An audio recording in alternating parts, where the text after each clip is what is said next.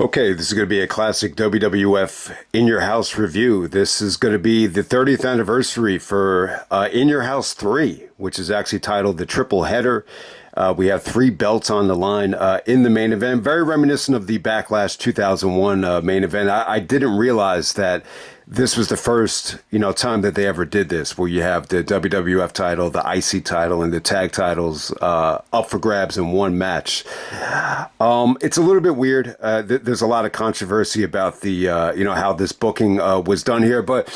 I was not planning on doing this review. There's a couple of things that hit me. There's a YouTube video that popped up, which is on the WWE Network. It's part of the Untold series. It's the Two Dudes with Attitudes, Shawn Michaels and Diesel, Untold documentary, which I actually watched and which was good. There's some really, really like interesting things to say about it. And, they covered this match in the documentary, and it kind of got me reminiscing about this show because they were really promoting Shawn and Diesel as the two dudes with attitudes. Somewhere along the way in the summer of '95, Shawn went up to Vince and he mentioned the attitude thing, and he mentioned, how bad, the business, had been the last couple of months with, King of the Ring and, all the bad gimmicks that were happening. So in a lot of ways, I think you gotta make the argument that, this show, along with Survivor Series 95, is really the turning point of the company in terms of, cleaning it up, going into a better direction, pushing Shawn Michaels, getting the belt off of Diesel, and, just really setting the tone, for what would come in the years to come. But at the same time, too, like even though Nash was a little bit watered down, I think it opened the door up for him, at least to be, branded with Shawn, reunited with Shawn, and to, elevate his charisma and attitude. I think Vince, I don't think Vince is really that, hard to manipulate. I think all you got to do is really present him, something cool or something different and say, say the word attitude, like we're two dudes with attitudes. And then it kind of clicked, and he's like, all right, I have an attitude too. Let's just go there. As Vince is famous for saying, but let's get right down to it, man. This was the 30th anniversary. There's a lot of 30th anniversary reviews coming this month. This is one of them. There's a 5-year anniversary of Roman's big championship. Not necessarily win, but moment coming as well. That's already in the pocket. But I decided to do this first. So this is September 24th, 1995. This is from Saginaw, Michigan, the Civic Center. So this is probably the problem with 95. It's like when you look at this venue, you say to yourself, okay, this is why, Diesel in 1995 was considered, not that great of a year financially. You look at this venue and say, all right, why can't they go to the Palace or why can't they go to, the Joe Louis Arena in Detroit where the Red Wings play? I just don't think they were confident that they could make the money back.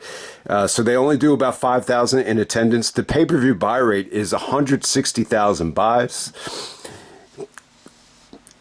It does a 0.7 buy rate, and it does 160,000. So, not that great of a buy rate. You got to keep in mind too, I think this is only $15. So there we go with that. But let's get right down to it, man. I definitely think it's worth doing the review for. I think it's probably the best In Your House of 1995. I think the show is pretty good. I think even if the undercard got off to a slow start, it still features Hall of Famers in every single match. Say what you want about the undercard. It was definitely fun to watch, even though it wasn't great. And I think in terms of a double main event, it's probably the best double main event that In Your House had in 1995. I think it's probably like the hidden gem, at least for a long time, of Bret Hart's career. And the main event is definitely a little bit controversial. When you watch the documentary, they try to sell it like, Shawn and Diesel had, so much heat because they had all the belts. But, what goes under the radar, which they didn't talk about in the documentary, is that when you get to Raw, they weren't able to stay tag team champions, and Shawn was forced to vacate the IC title, shortly thereafter, where he got beat up by the guys in Syracuse at the bar, whether they're Marines or thugs or whatever they were. But let's get right down to it, man. We actually have Triple H in the dark match against Fatu. I'm assuming that's Rikishi.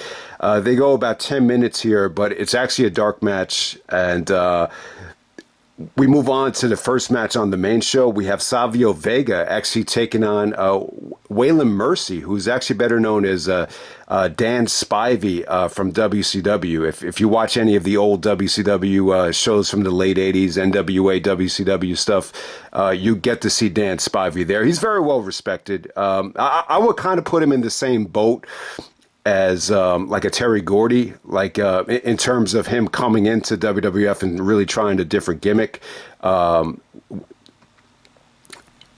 Terry Gordy actually tried being the executioner. It didn't go over that well. With Waylon Mercy, the thing that sucks about this is this was definitely inspired by the Max Caddy character from Cape Fear. Cape Fear was a De Niro movie directed by Scorsese that came out in 1991. When you think about it, it's probably De Niro's best performance as a heel, like as a bad guy. It's an incredible movie. I think Juliette Lewis is, she plays the younger girl. But when you watch that movie, it's definitely, you've heard De Niro get credit for this, that he's so fucking good as an actor that it's scary. And I by the end of that movie, like you could definitely, draw those comparisons to what De Niro did as Max Caddy. But when I watched the pay-per-view back, there's not enough evidence here to make me, realize that this is what he was going for with the, the ring attire and the promos. They didn't show any promos. This is only 2 hours. So, if you really want to dig into the archives and see what this guy said on Raw, it's definitely inspired by that De Niro character. So there we go with that. But look, I think Savio looked good. Savio goes over. The right guy goes over. At this point, though, like if you didn't tell me that, this was Dan Spivey and he's so well respected, I would have shit on this match completely. I just thought it was tough to watch. But for the most part, I enjoyed Savio Vega. I think Savio definitely had a lot of juice at this time. He definitely had a lot to look forward to in terms of, who he's going to work with that's on the horizon. So I actually thought it set a good tone, believe it or not. Next up, we got Sid coming out there with Ted DiBiase to take on Henry O. Godwinn. Oh, yeah, so they put, Sid with DiBiase. It's a bowling shoe ugly match. Like, when you look at Sid's offense, like there's really not a lot he could really go to. Look, he could do a double axe handle. He could do a big boot. He could do a power bomb. But putting him in the ring with Henry O. Godwinn,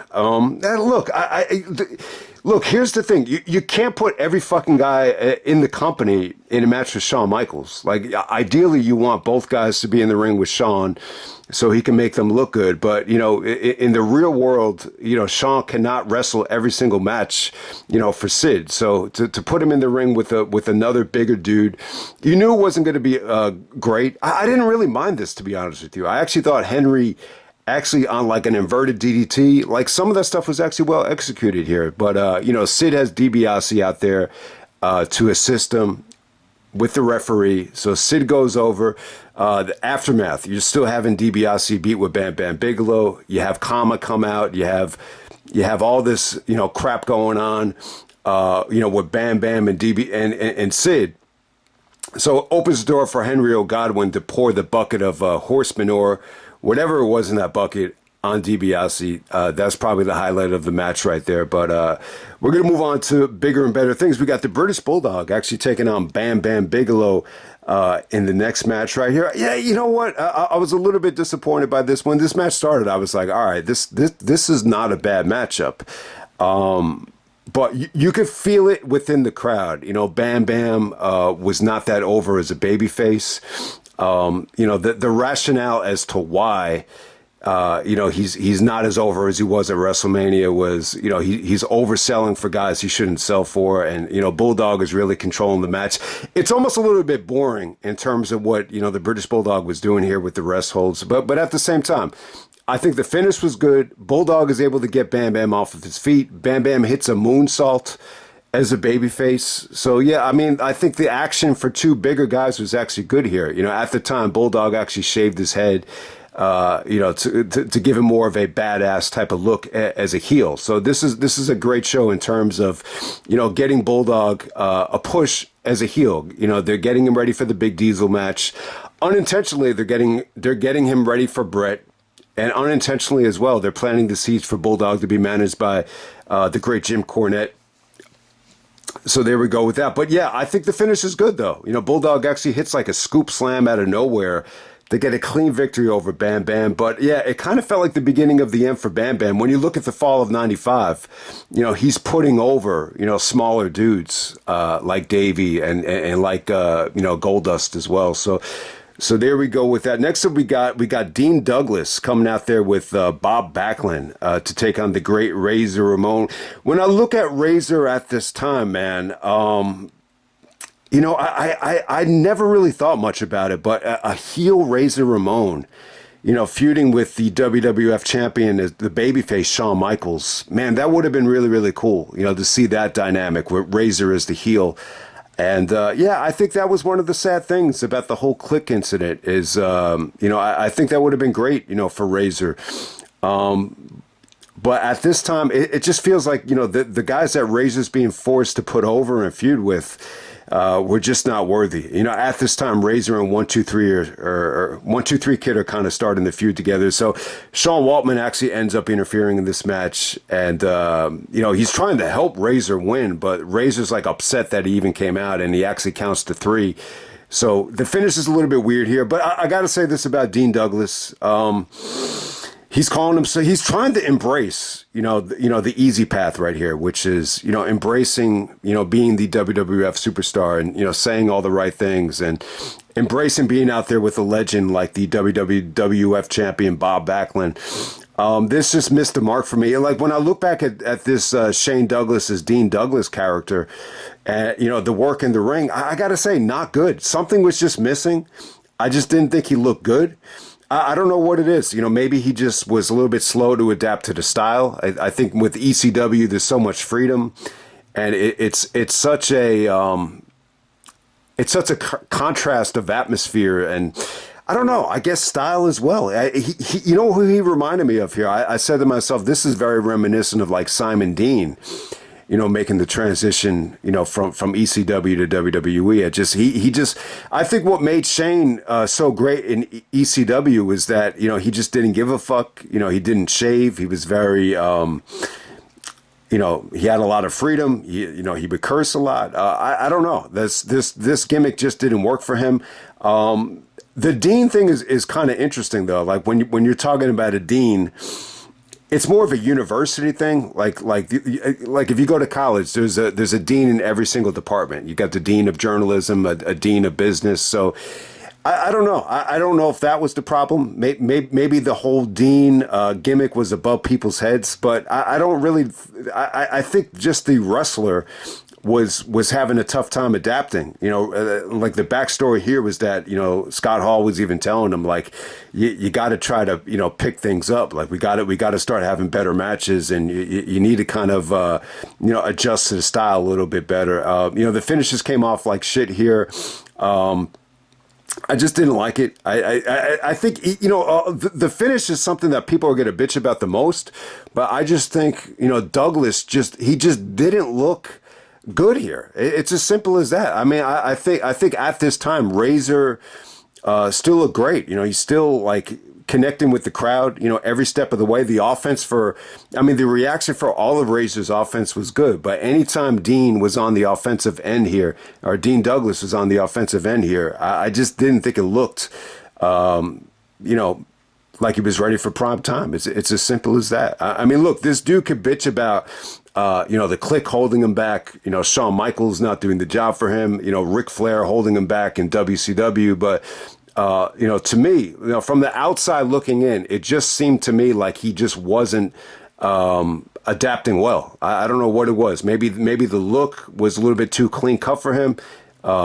maybe him and Razor just didn't have a lot of chemistry. But yeah, this was not good in terms of Douglas going over. But I do think, Razor, made up for, a lot here. I'll definitely say that. And the stuff with 1, 2, 3 Kid, look, I think it was a little bit weird. I definitely think it's weird. If Waltman's coming out to help him, you say to yourself, why is Razor upset that he's even involved in the match? But ended up backfiring.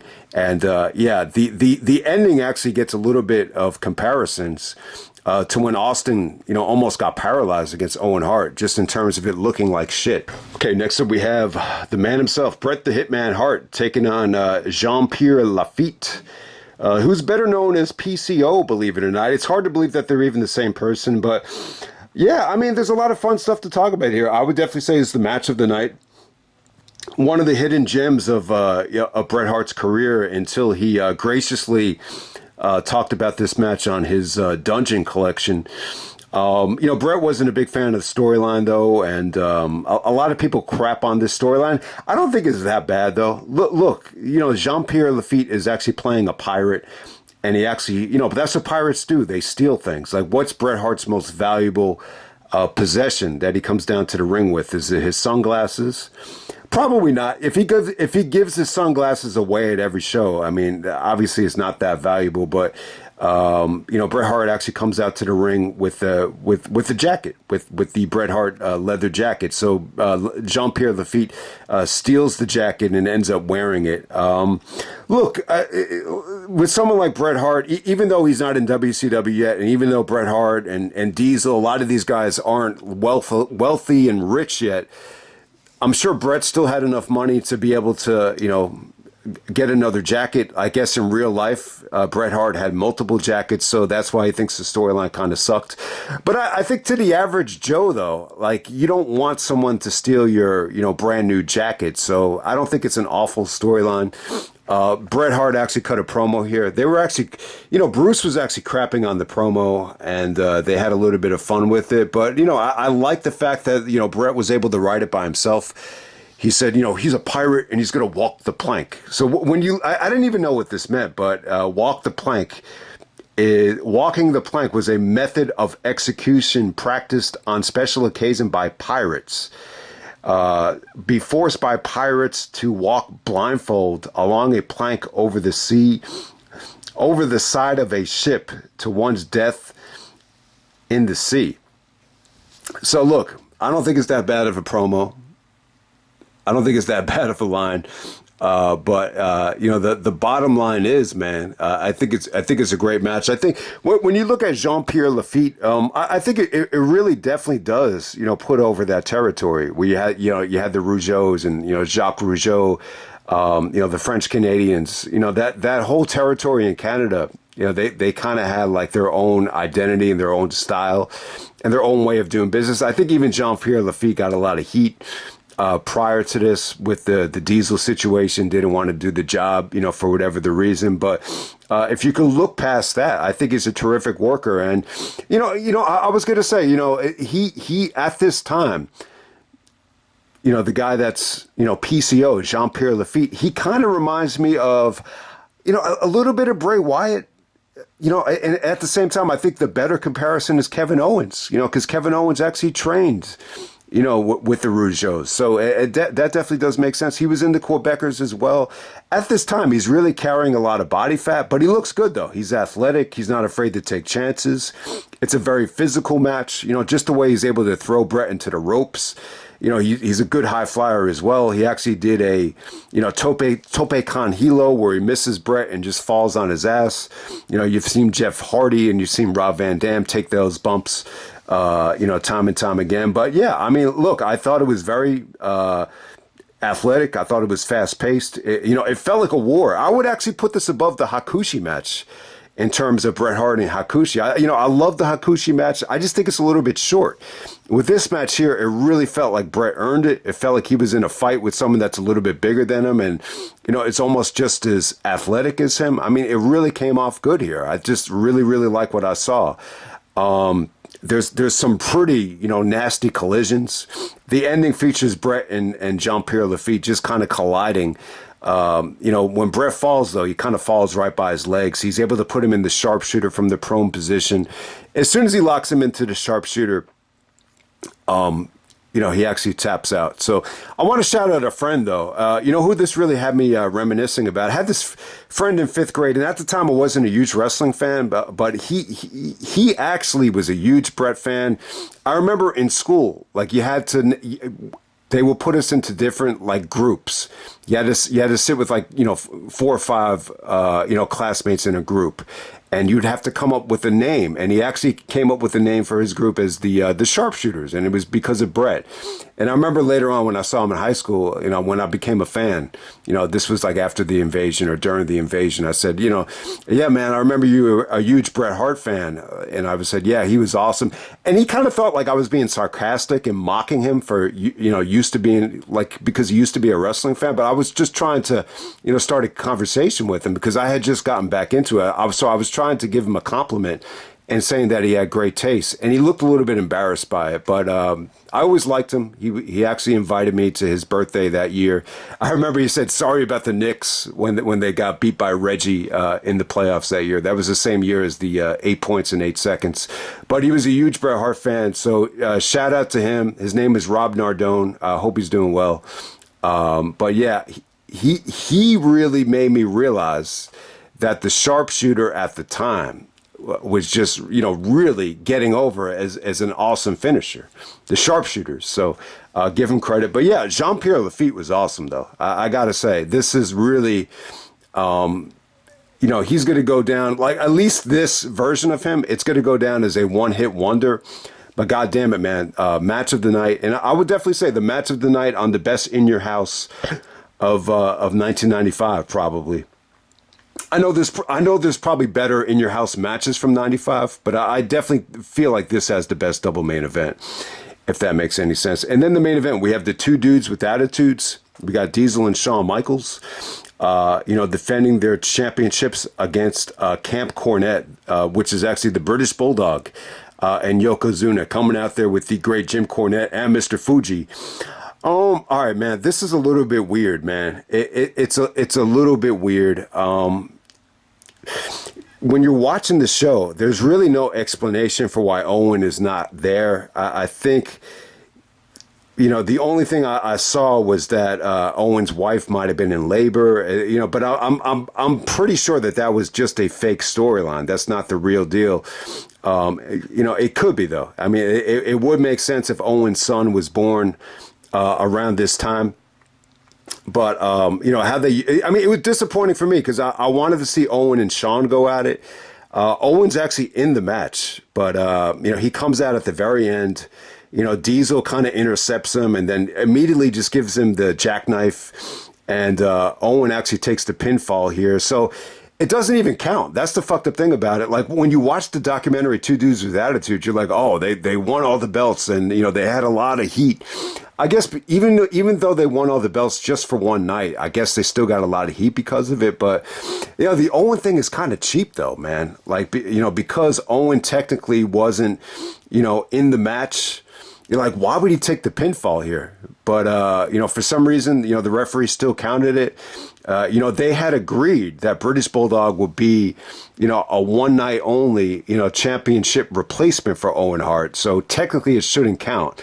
There should have been an official changing of the guard as Owen actually replacing Bulldog if he was, somehow healthy or somehow able to get to the show on time. But yeah, it's a little bit disappointing, but at the same time, like, I think what it did, though, it really kind of, planted the seeds for British Bulldog, to get the next couple of title shots, whether it's against Diesel or against, Bret Hart. And then it got him into Camp Cornette as well as a heel. So I think it accomplished that. But yeah, you know what? It really is. Like, a lot of people aren't going to watch Raw the next night. If you're a big In Your House fan or a big fan of going back and checking out the premium live event. So the silver lining is you just got a great moment with Shawn Michaels and Diesel, celebrating with the championship. So I think that's pretty cool. In terms of the actual match, I think it was good. I don't think it was bad. It's really Shawn's first main event in WWF history. I think, the Royal Rumble 1995, you could definitely argue that. But I don't really consider the Royal Rumble a main event like Daniel Puder does, so I wouldn't count that. But yeah, I would say this is probably Shawn's like first major main event. So it's a huge deal for me. In some ways. And I think the Shawn Michaels and Diesel, them reuniting after the beef, it's a pretty cool moment. And I think the branding of the two dudes with attitudes, I think that was actually good. I think it felt like something cool in the very, very, scrutinized year of 1995, for being corny. So I'll definitely say that. But look, I think Shawn Michaels looked great here. I mean, look, I think he looked better than ever. I think him and British Bulldog had incredible chemistry for the most part. There's actually some fun stuff with Yoko and Shawn Michaels. I always saw Shawn Michaels work well with Yokozuna. He did a lot of, when you see a lot of the Shawn Michaels and Yokozuna interactions in this match and even in singles matches, Shawn would always kind of mock him with a lot of the, mannerisms and the Yokozuna stance. And, there was an awesome counter to the Banzai drop. So that was cool. What was really cool here, and look, when you see this match, you say to yourself, British Bulldog and Diesel actually look like a hell of a matchup. The great thing about this match was it hid their weaknesses. There's a lot of situations here where Bulldog is actually going to get Diesel up for a vertical suplex. He doesn't exactly do it, but just the teasing of it looked pretty fucking cool to see Diesel get up that high. It's actually pretty cool. And then Diesel was used pretty well. Like he got a hot tag. He didn't have to do much. He was able to look dominant here. Shawn was able to get a super kick on Yoko. Jim Cornette interferes. Yoko actually hit a really nice Samoan drop on Diesel. So I didn't think Yoko looked bad. I mean, you could definitely tell he's getting fatter. He definitely looks like he's, this is during the time where he's putting on, like 50 pounds a month. So he definitely looks a lot heavier, but I didn't think he looked awful though. But it's tough to put him in the main event and just expect a lot. So you get the point there. That's probably the biggest, reason why the match was severely handcuffed to a degree. It's not necessarily like a clash of styles. I wouldn't say that that's the problem with it. And then all of a sudden, Owen just comes out of nowhere, after the super kick and after the big Cornette spot, and he just kind of runs into Diesel. And Diesel gives him the jackknife, and he pins Owen. I guess the referee, still had in the back of his mind, Owen's technically the tag champion, so let's just use that as a finish. But it's an easy way out. It's on Raw the next night. The biggest argument against it is Owen technically, was not announced to be in the match. Once the bell sounded, so it shouldn't count, and they were able to give the tag titles back. But what's cool about it is the celebration. Like it really, really stands out, and I'll show a picture of it in the background. You got the two. You got Diesel and Shawn holding all the belts at the same time, and then they're kind of the way they're holding the tag strap. It's almost like it's not necessarily a tug of war, but they're both holding just one tag title belt, as if it's the branding of the two dudes with attitude. So I think it's pretty damn cool. So I did want to say this about the documentary. So if you get a chance to see it, it's definitely worth checking out. I think everybody knows the story. Shawn definitely wanted the bodyguard, and Diesel really, or Kevin Nash really entertained him in WCW. He thought it reminded him of a comedian that's very famous. Andrew Dice Clay is actually the comedian that it reminded Shawn Michaels of, and once they brought him aboard. Shawn used him as a bodyguard, and it definitely benefited Diesel. I think it benefited both of them. I really think it did. But behind the scenes, I wanted to make this point. Shawn says something very interesting here, and I could definitely relate to it. He said he learned a lot from Diesel, learned a lot from Kevin Nash. He was kind of like a father figure, and, just learned a lot of the things that his parents, he said something interesting here. He said his parents, they were great and everything, but, the side effect is, his parents, for his, like, they were, disciplinarians, and, they were very nice people, but, there's certain things that your parents aren't going to teach you that you just have to learn from other guys. And, Nash was very instrumental in, getting Shawn to open up, which was huge. Like Nash had a great personality, and he really knew how to, like, talk to women. And Shawn said he never really felt comfortable talking to women. And it was really interesting. And, there's been times where Shawn even noticed, and I can relate to this as well, where, the girl, smiles at you or makes eye contact with you. And, Nash really smartened him up to, how do you make the first move? Is it more than just, can I buy you a drink? Like, that sounds weird. Like, how do you actually connect with women and talk to women to the point where they could feel comfortable or where it doesn't feel awkward? And Nash really helped Shawn, with his charisma too. So, I mean, it was great. I think they both helped each other in different ways. I think they both benefited from, being together. And I think they both deserve a lot of credit, for really cracking open the Attitude Era with this show and, everything that followed too. I think even after this show, after the branding, especially with Nash's heel turn, I think it really opened the door up for, better promos, more, realistic promos that showed a lot of attitude. So I think everything here, was very important. I think it was definitely worth reviewing. The main event is definitely house show worthy. It's probably the same type of, quality that you would expect at a house show, from these four guys. But I still think it was a nice moment. The crowd was incredible here for Shawn. Vince was erected, over Shawn's reaction. And when you see the match back, you say to yourself, all right, I think Diesel and Bulldog, it seemed like a good match on paper. But once you actually put him in that environment, one-on-one, they probably got exposed. And that's why the next In Your House, it looks like it was the most negatively received In Your House ever.